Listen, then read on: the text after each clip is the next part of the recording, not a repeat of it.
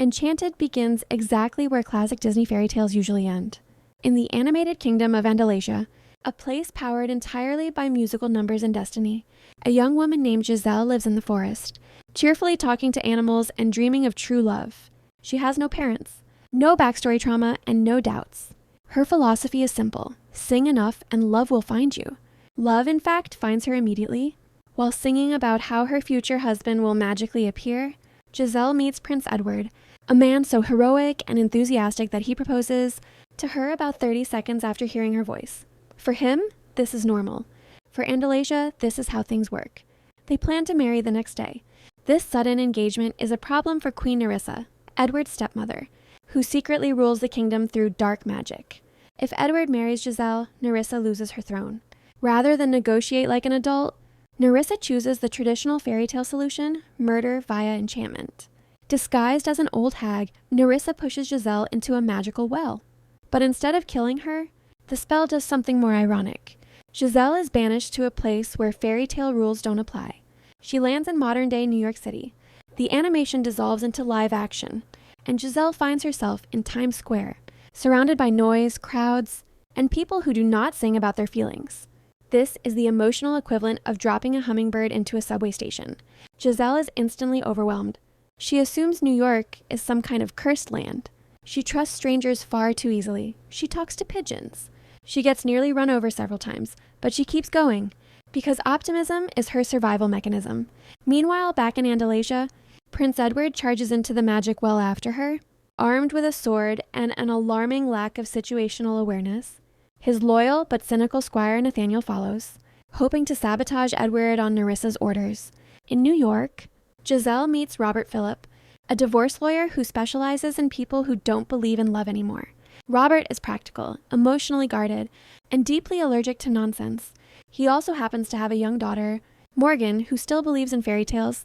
Robert doesn't know what to do with Giselle. She's dressed like a curtain, speaks in musical metaphors, and seems convinced she's engaged to a man she met yesterday. Against his better judgment, he lets her stay in his apartment for the night.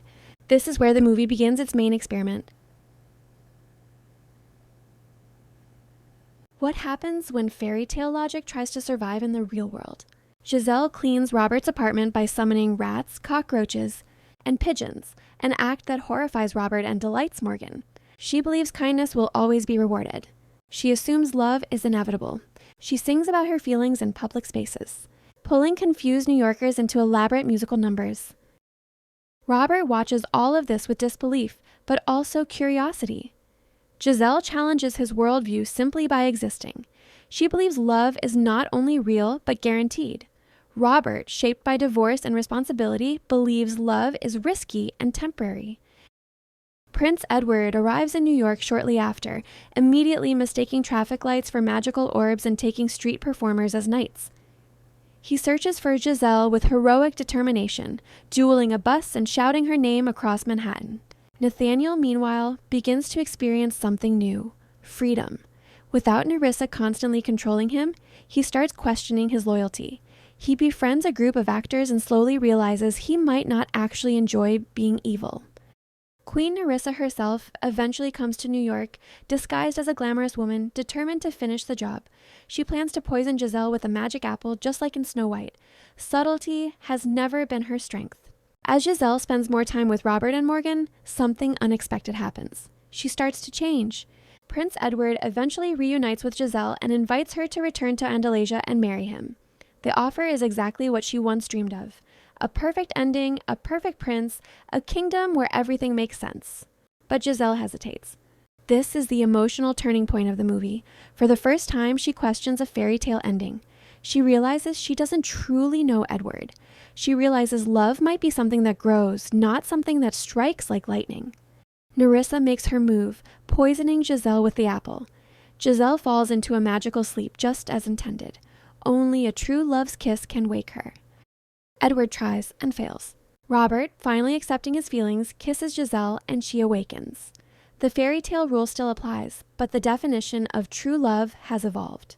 Nerissa reveals herself and transforms into a massive dragon, climbing the side of a skyscraper in a spectacular blend of fantasy and reality. Edward fights the dragon, embracing his heroic role, while Robert faces his fear of heights and emotional vulnerability. Edward returns to Andalasia, but not alone. He marries Nancy, Robert's girlfriend, who realizes she wants adventure more than stability. The movie ends not with a fairy tale ending, but with a redefined one. Giselle opens a fashion business inspired by fairy tale designs. Robert embraces love again. Morgan gets the happy family she dreamed of. Magic doesn't disappear, it just learns how to survive in the real world.